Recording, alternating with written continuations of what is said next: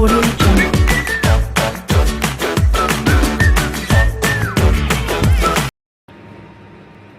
السلام عليكم ورحمة الله وبركاته. معاكم منوعات من نهوبة.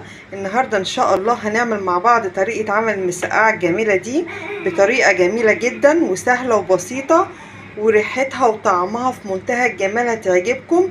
جربوا الطريقة دي ومش هتندموا عشان يوصل لكم مني كل جديد. يلا بينا عشان هوريكم احنا هنعمل ايه خطوة خطوة مع بعض. يلا بينا. احنا معانا هنا بتنجان مقطعينه شرايح بالشكل ده، ومعانا هنا بطاطس، ومعانا فلفل، ومعانا طماطم، وهوريكم خطوه خطوه احنا هنعمل ايه. هنعمل ايه يا كوكي؟ هنعمل معاهم بطاطس. احنا هنعمل مسقعه بس بطريقه مختلفه. يلا بينا عشان هوريكم هنعمل ايه. اول حاجه احنا هنا معانا زيت سيبناه يسخن كويس جدا. اول حاجه هنحمرها البطاطس. اول حاجه وفلفل البطاطس حسب الكميه اللي انتوا عايزينها.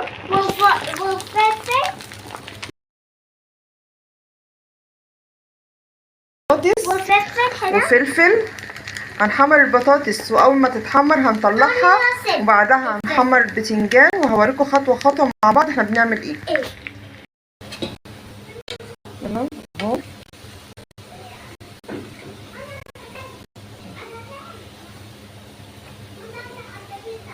كده خلاص. البطاطس ابتدت تتحمر معانا بالشكل ده اهي. هحمر بعديها على طول البتنجان. انا حبيت احمر البطاطس الاول زي ما قلت لكم. وبصوا دول ده فلفل. بص استنى خلينا نطلع الفلفل ده اهو كده. هبتدي اطلع البطاطس اهي بالشكل ده.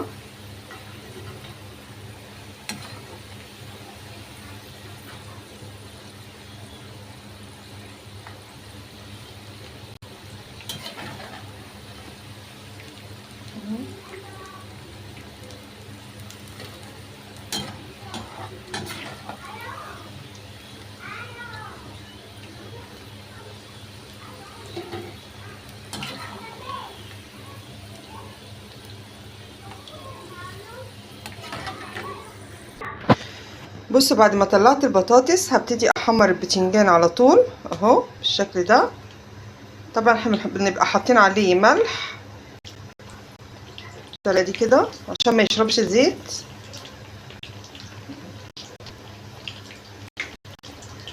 احمر كميه البتنجان وهوريها لكم خطوه خطوه كده واحنا بنقلبها على الجنب التاني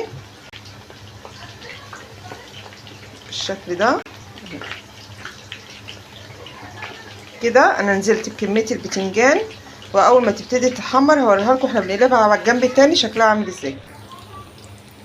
بصوا كده ببتدي اقلبها على الجنب التاني بالشكل ده اهو. بصوا اتحمرت معانا بالطريقه دي اهو.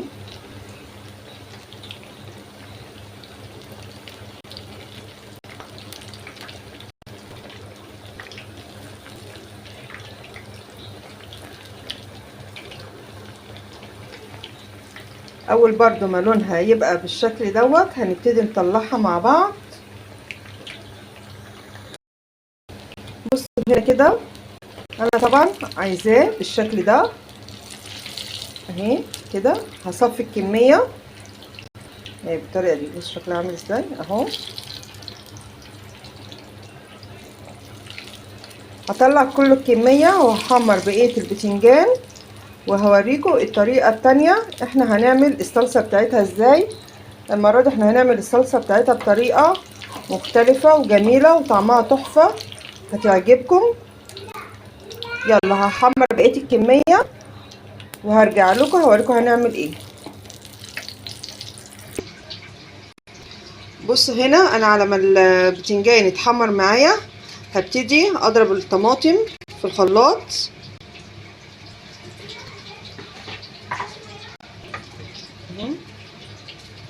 احط كميه الطماطم طبعا نشيل اي حاجه فيها بالشكل دوت. هضرب كميه الطماطم كلها وهرجع لكم اوريكم هنعمل ايه. بص دي الطماطم بعد ما فرمتها. انا هنا معايا بصلايه ومعايا معلقه توم، وفي سر برضو لسه هنحطه بس هوريكم واحده واحده احنا بنعمل ايه. انا هنا باخد معلقه زيت مش كتير من اللي انا حمرت بيها، لان انا عايزه زيت مش كتير. والبصلايه بالشكل ده. انا هنا البصلايه مش عايزه اخرطها.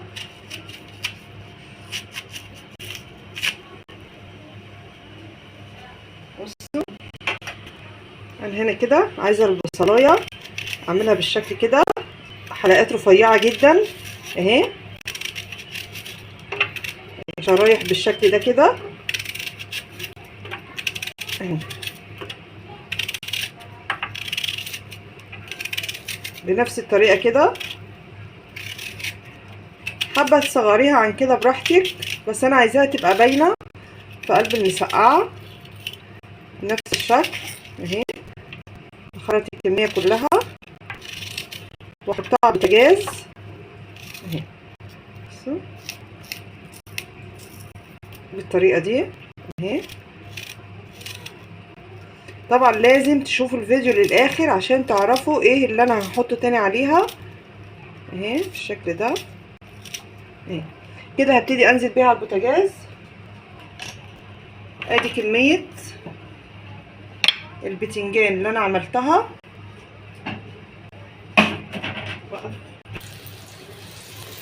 ادي كده البتنجان بقى جاهز معانا بالشكل اللي انتوا شايفينه كده.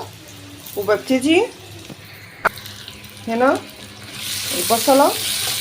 طبعا انا هنا مش عايزه احمرها. بصي هي بتتفكك معايا ازاي. بصي بتتفكك معايا بالشكل ده اهي. ببتدي اتبلها شويه.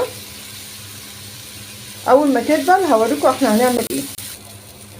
بصوا انا هنا ليه ما كترتش الزيت، لان طبعا كلنا عارفين ان البتنجان بيشرب زيت، بس طبعا لما بنحط له الملح وبنسيبه شويه ما بيشربش زيت كتير، بس برضه عشان تبقى خفيفه. بصوا البصلايه بقت عامله ازاي. انا عايزاها هنا كده بالشكل ده. وببتدي انزل بمعلقه الثوم بالطريقه دي كده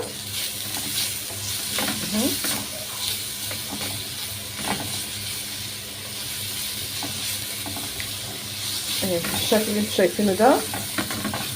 اول ما الثوم يبتدي لونه يغير معايا انا هنا هبتدي انزل بربع كوبايه خل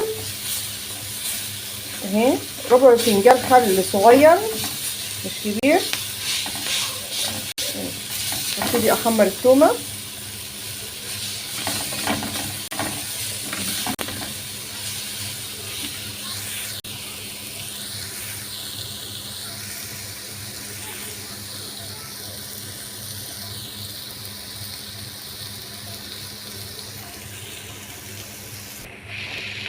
بصوا كده بقى شكلها عامل ازاي. هبتدي انزل بالخل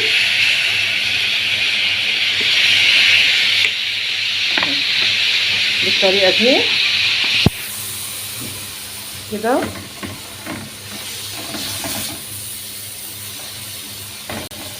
ريحتها تحفه اهي بالشكل ده كده.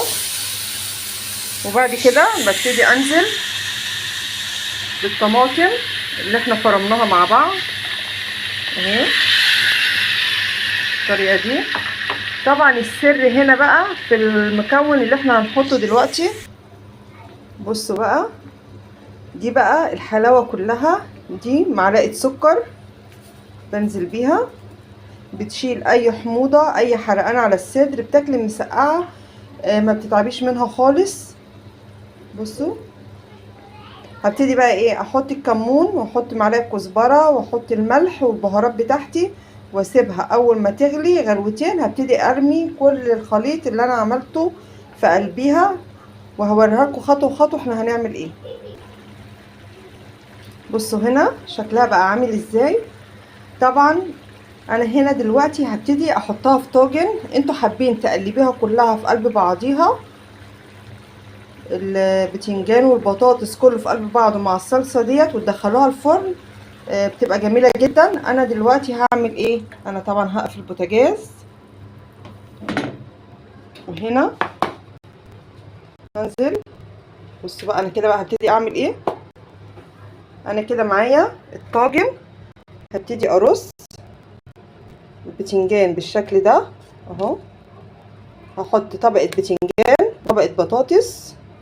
بس طبعا قبل ما احط طبقه بتنجان وطبقه بطاطس، انا هنا هعمل ايه؟ انا كده هرص الاول الطبقه دي ايه بالشكل ده. هبتدي ارص الطبقه كلها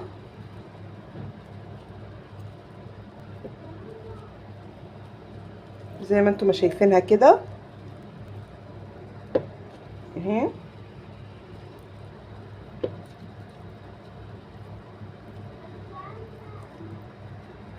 اهو حطوا عشوائي زي ما انتم حابين، حسب ما انتم حابين الرصه بتاعتكم بترصوها. وببتدي اعمل ايه؟ بصوا بقلب الخليط كده اهي بالشكل ده، وباخد كده بالطريقه دي كده اهو. بصوا الشكل. حابين ترصوا الطبقات وبعد كده تحطوا عليها الخليط براحتكم حسب ما انتم عايزين. طبعا هحط طبقه بطاطس بالشكل ده، وقرنين فلفل اهي. بتوزعوا حسب الطريقه اللي تعجبكم والطريقه اللي تريحكم اهي بالشكل ده اهو. انا هرص الكميه كلها وهخلي اخر طبقه تبقى بالبتنجان. هحط اخر طبقه، بس ما بين طبقه وطبقه انا هنا بحط الصلصه بالشكل اللي انتوا شايفينه ده كده. طبعا انا كده مش هحط صلصه تاني، هوريكم برضو وانا بحطها كلها فوق الطاجن من على الوش، وهبتدي ادخلها الفرن. هوريكم شكلها هتبقى عامل ازاي. انا كده رصيت الكميه كلها بالشكل اللي انتوا شايفينه ده. هبتدي اوزع الخليط كده اهو. بصوا بالطريقه دي اهي. بصوا شكلها اهي كده. بفتح لها ان هي بتنزل في قلبيها من جوه اهي. بصوا ريحتها تحفه، والبصل اهو كده من على الوش. وهبتدي ادخلها الفرن. اول ما هتطلع انا هوريها لكم وهي في الفرن. طبعا هقوم مولعه عليها في الاخر كده الشوايه، وهوريكم شكلها في النهايه عامل ازاي. وهنا كده الطاجن بعد ما طلع معانا بالفرن بقى شكله بالطريقه دي. شايفين التكتكه بتاعته عامله ازاي؟ شكله جميل جدا وريحته روعه. هنبتدي دلوقتي نغرفه مع بعض. هنغرف مع بعضين. كده كده اهو. اهو شايفينه كده؟ انتوا شايفينه كده اهو. في عليها بطاطس يامي يامي يامي. انت جبتي ايه؟ بتنتاج ماشي. ثانية واحدة.